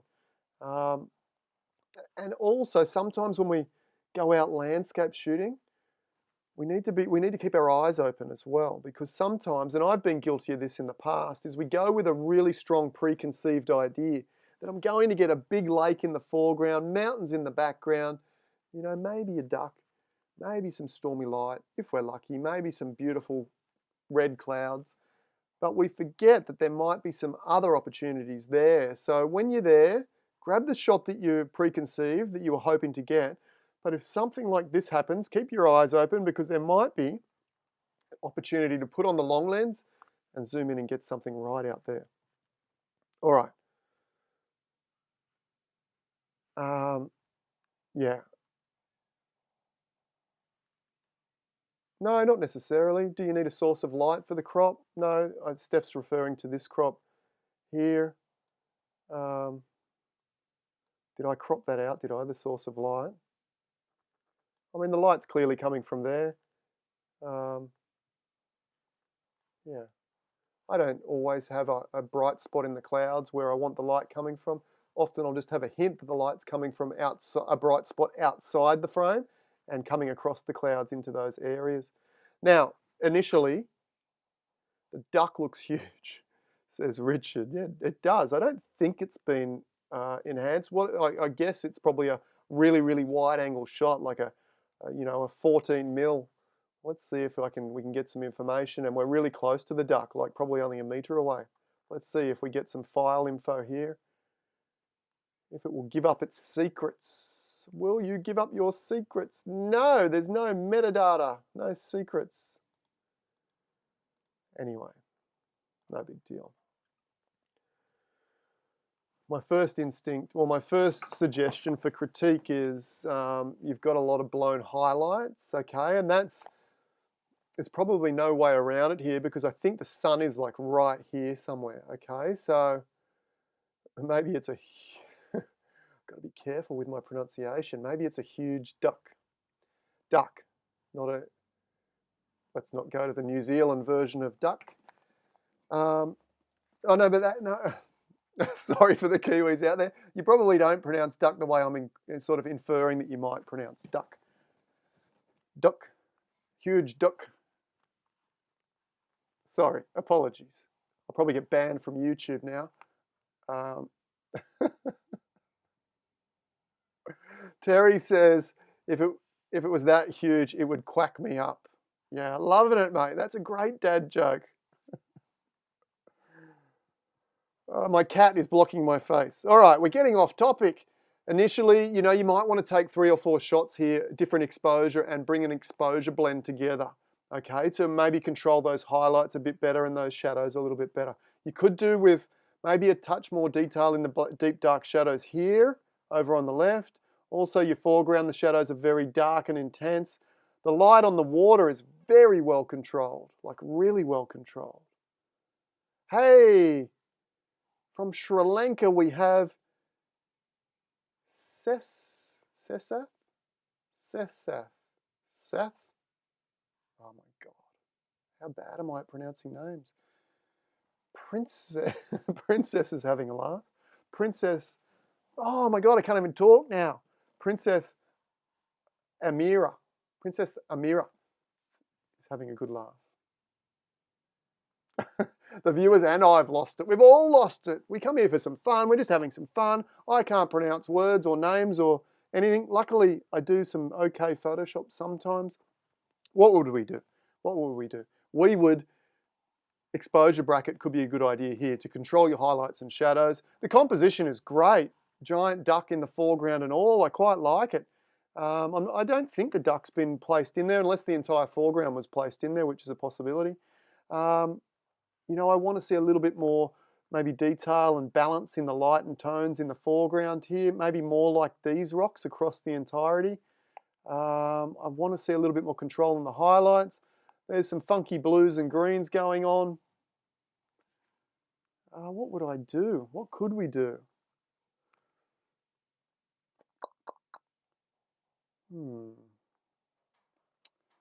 Let's have a look. You know, maybe because we do have that real brightness, pronounce the surname. Which one?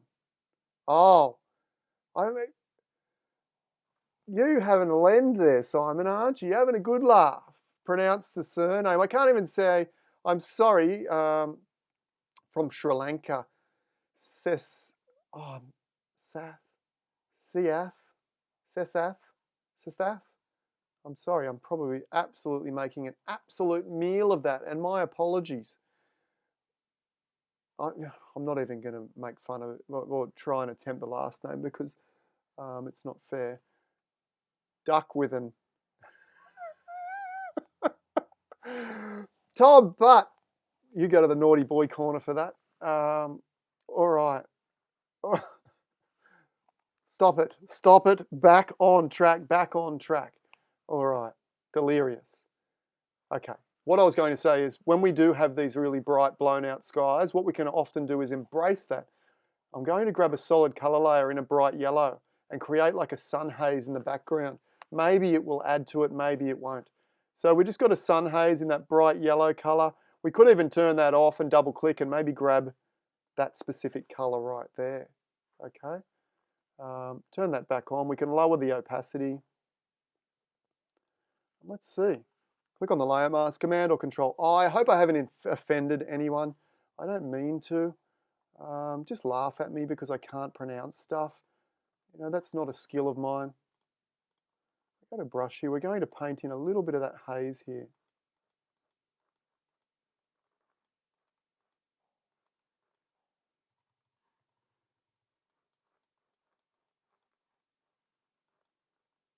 I like it.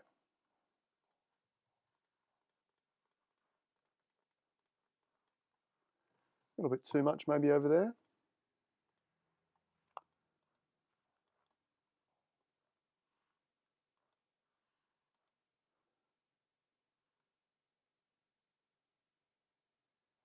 Oh, thank you, Ladna. So Ladna's given me a little tip, and I was feeling really conscious that about that too. So I'm glad that you've given me that tip. 𝗧𝗵𝗲𝗃. I hope I'm saying that closer. Welcome, 𝗧𝗵𝗃, all the way from Sri Lanka. If you're new, hit the subscribe button, and I'll try and remember 𝗧𝗵𝗃 next time. I do. Boyd, I do teach how to fix blown highlights. All these ones are a bit of an extreme version of blown highlights.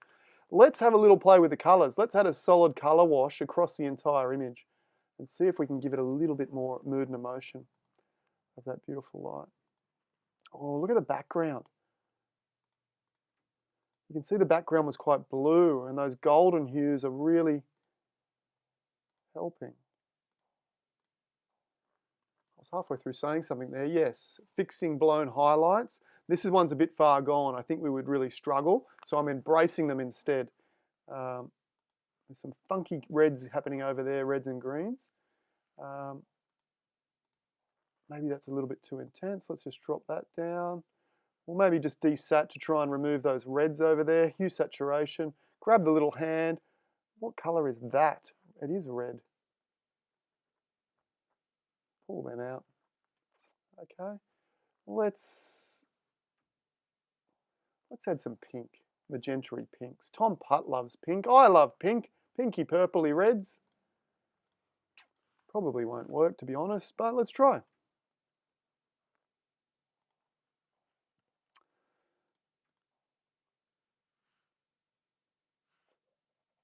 Maybe they could just go in the shadows. What happens if we just put them in the shadows? Blend if, remove them from the highlights.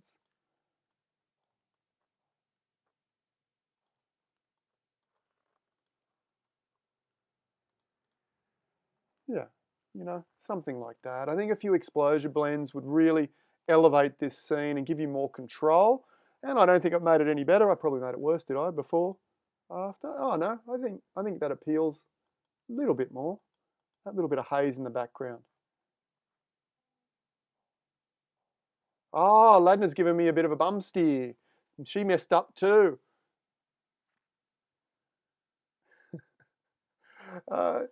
So we'll go again. We're going with say 𝗧𝗵𝗂𝗃, 𝗧𝗵𝗂𝗃. My apologies. I'm trying to get it. You know what I normally do? I normally type them into YouTube, and then there's like a pronunciation thing. You can say, how do I say 𝗧𝗵𝗂𝗃? And it will tell you, and you can get 𝗧𝗵𝗃. Okay. Okay, perfect. Hopefully is that better? Is that better? Hopefully. My apologies. You guys know that it's not my strength. I'm kind of hopeless at pronouncing words, reading, those kind of things. Yeah, 𝗧𝗵𝗃. If you're still there, 𝗧𝗵𝗃, I am sorry. My apologies. I hope you join us again, and I hope you're enjoying it. It was a bit hopeless of me, though, trying to get that right. Marak. I'm going with Marak. All right? Mark. Terrible. Mark. Now I sound like a crow. Oh my golly gosh. This is Cecil Peak as viewed from Queenstown, New Zealand, across Lake 𝗏𝗏𝗃. Oh, I'm going to cut out the whole describe your image thing. It was a very cold autumn morning in Queenstown, and I wanted to emphasize the temperature contrast. Don't send me any Icelandic images with all their crazy waterfall names, whatever you do, between where I was standing and the warm sun hitting the mountain peaks. This is better. Warm sun, you know, getting that. Terry's having a good laugh. Queenstown, emphasizing the temperature contrast between where I was standing and the warm sun. I like that. Okay, that's a bit closer to the emotions. What a beautiful image. It is the final image of today too. Thanks guys for all sticking around. Thanks Mark. If you're interested in learning more about Photoshop, I'm much more serious when I teach at easywayphotography.com.au. There is a free sample at the homepage there. Sign up for that if you're interested. What was in my tea this morning? We're just having fun. And I kind of lost the plot. But anyway. Okay, beautiful image. Enjoying the composition. I do see a couple of improvements. Beautiful. Classical New Zealand image. Okay. Love it. Strong subject. Nice light. It's got a lot going for it. And but I think it could have been a little bit more purposeful.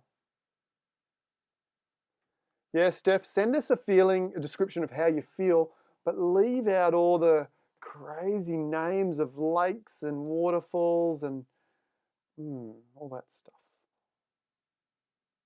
Yeah, definitely not where you are. Struggling, aren't I? It is a beautiful shot, guys, isn't it? It really is.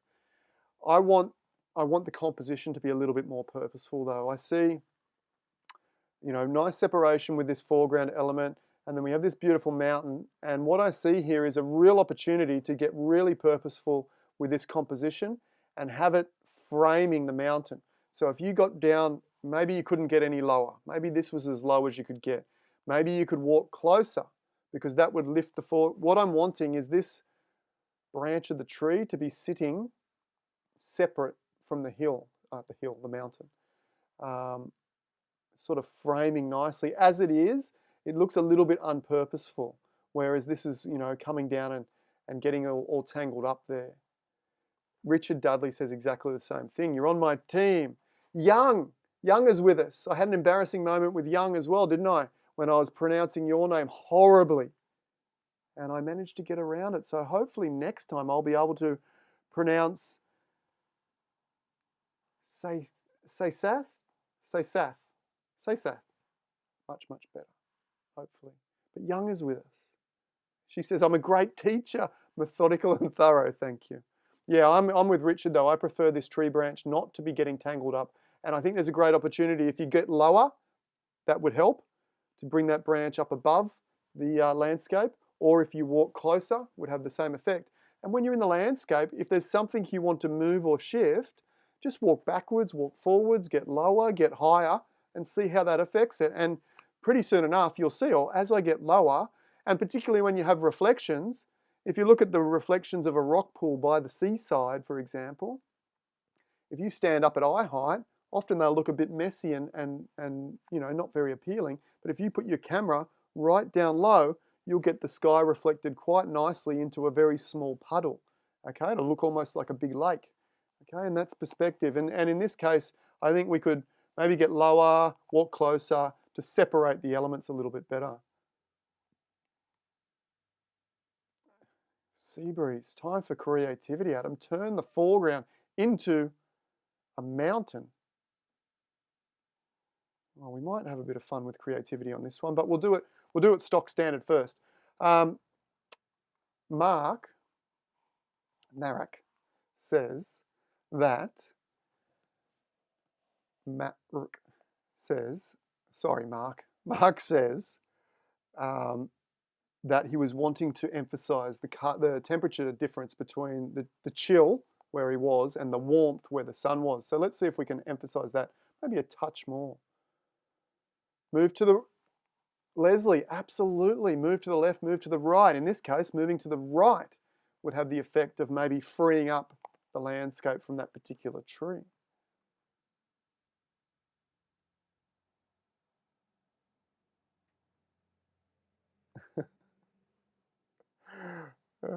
Okay, let's see if we can emphasize the warmth and the cold, guys. We're getting there. It's a long sesh, hour and a half. You know, you guys having a cup of tea, having morning tea, cakes, donuts, muffins. Oh, yum, that'd be nice. We're going to do a bit of painting with pure sunlight. I want to really lift up the warmth of that light a little bit, is my initial thought, based on what Mark was saying. That's a bit over the top, isn't it? Okay, double click back in. Somewhere down, you know, we don't need a lot. We don't need a lot, just like that. Yes, yes, I enjoy that. Invert that, B for brush.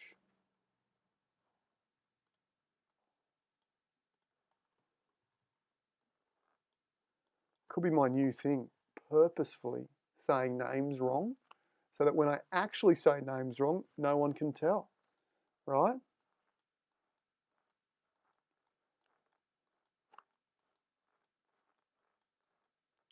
Rather than embarrassing myself by saying some names right. Okay. Is there a little dusty spot thing in there? There's something right there too, isn't there? Okay. We could just maybe, let's see if I can remove that actually with a, it's kind of hard because there's detail around it. Let's see.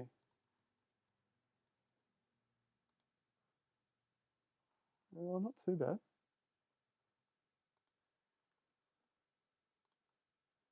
We might just brighten it up a little bit as well, which will help. B for brush. Do we lose everyone? Has everyone tuned out because I've been too foolish? Or you're having fun anyway? Just embracing it. That's probably a bit intense, that color layer in the highlights there. So we'll double click for blend if. There is a blend if tutorial. In fact, down below in the description, I've got my top 10 favorite videos, or your top 10 favorite videos if you like, the most popular videos. And there is a dedicated blend if tutorial down there as well. But you can see I've just managed to control those highlight areas. Whoops.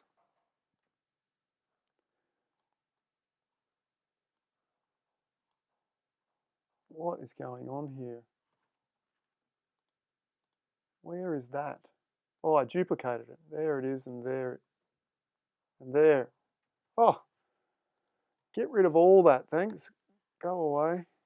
What happened was, because I changed blend diff underneath, the dust spot removal was no longer working. That's why you should do dust spot removal right at the beginning, so it's right down the bottom of the layer and we won't get that problem.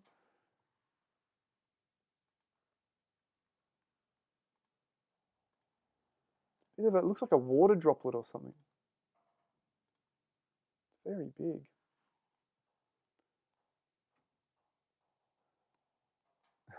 A good laugh. Good, I'm having fun too. That's what it's about, you know.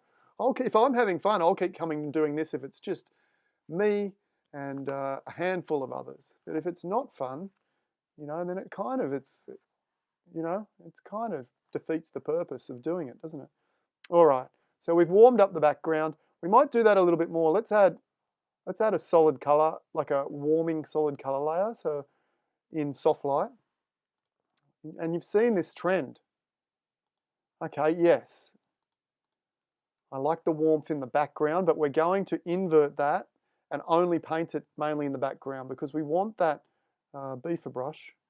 We want that cold warmth contrast. Okay, maybe something like that. Maybe too much in the sky there. That's better. Perfect.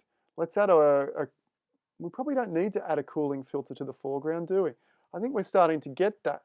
Okay, so we've just added those two layers and we've warmed up the background a little bit.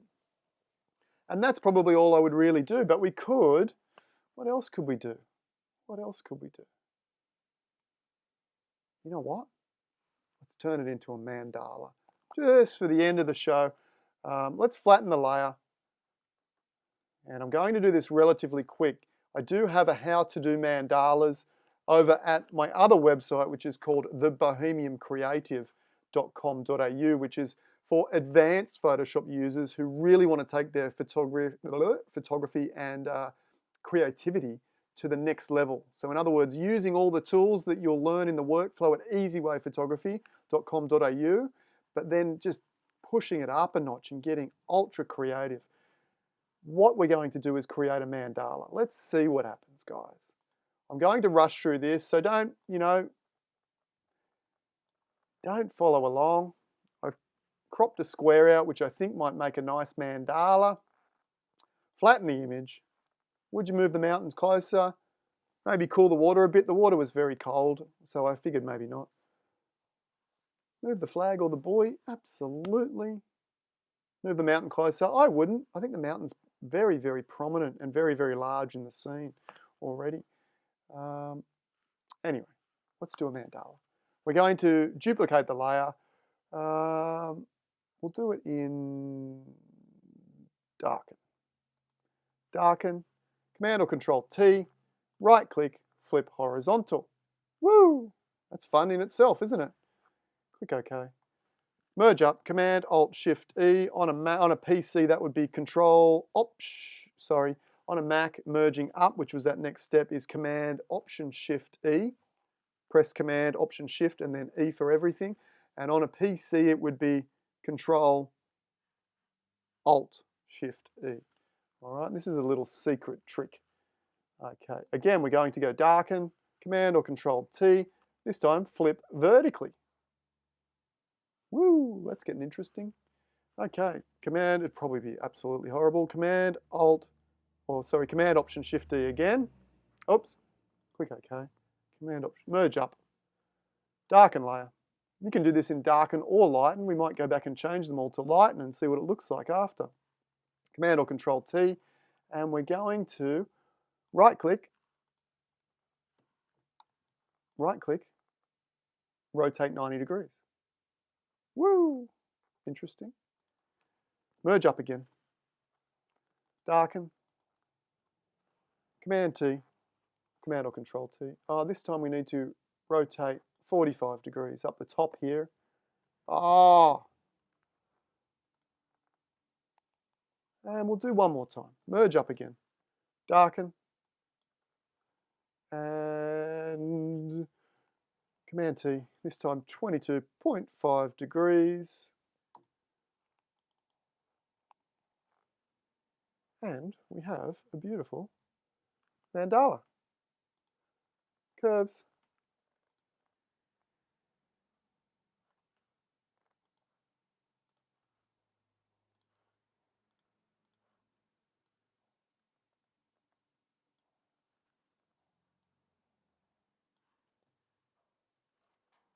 Crop it in. Actually, if I hold down Alt or Option, it will come in perfectly central like that. Anyway, there you go. It's not a great mandala, to be honest. And mandalas are one of those things. And look, it's probably going to be relatively difficult to follow that along, but I didn't want to take an extra hour to run through the mandala tutorial. It's just a little bonus at the end of how you can be ultra creative in Photoshop doing that. Okay, so there we go. We managed, oh, I said I would go back. Let's turn off those layers and let's turn them all to lighten and see what happens. Lighten. Lighten. I mean, even that looks cool by itself, doesn't it?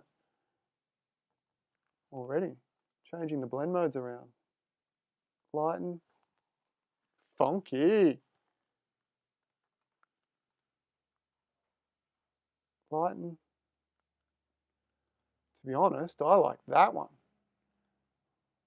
Lighten.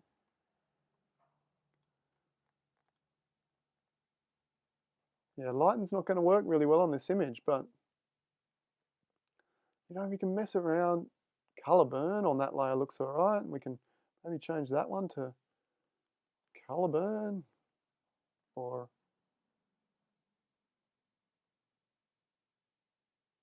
you know, get completely abstract. And we'll crop it. I quite like this middle section. Oh.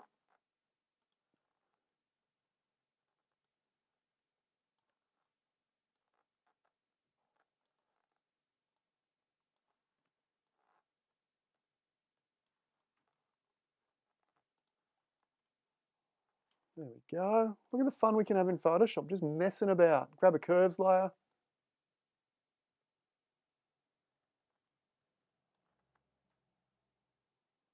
Sorry, Mark, I've made an absolute meal of your photograph, but, you know, we've created something really unusual and really creative, and it's just mess around.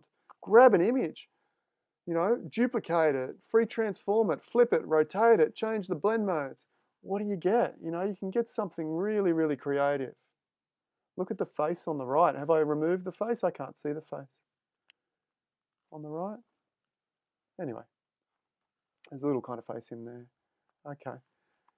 You know, guys, if you've got a free afternoon, grab an image with a few trees and twigs and sticks and textures and you know, rocks, whatever it happens to be, gnarly clouds, and just lay it over itself and change the blend modes and have a play around, and grab another image and lay it over itself and change the blend modes and see what funky colors. You know, I love the reds that are coming out of here, and maybe I could, not to say that the original image wasn't an absolute cracker, but I just thought, well, let's get really creative and, you know, let's add a color wash now.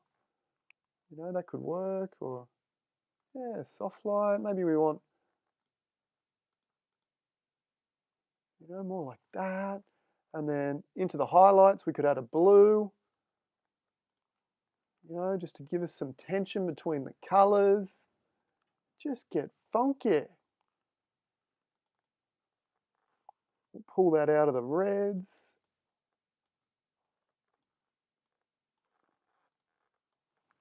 What do you think? Abstract landscape. Is it a landscape photo still? Well, I think it kind of is, you know. Anyway, thanks for watching along, guys. As I said, if you're new, come and join us. Have some fun. We do this Tuesdays, Thursdays, this same time slot, which is 10 a.m. Eastern Standard Time, Sydney time, Australian time. Come and join us. Hit the subscribe button. Click Get Notifications. Then what will happen is you'll get an email or a little blip on your mobile phone to tell you that we're going live. Come and join us. We've got a great interview on Thursday with 𝗏𝗏𝗃, incredible adventure, nature, wildlife photographer. You're going to love her. Come and join us. It'll be a lot of fun. She's a good friend of mine. We'll have some laughs and we'll have a lot of fun. Anyway, guys, thanks for joining me. hit the like button if you wouldn't mind, and I'll see you again Thursday morning, same time, same place. Have fun the rest of the day, and I'll see you soon. Bye for now.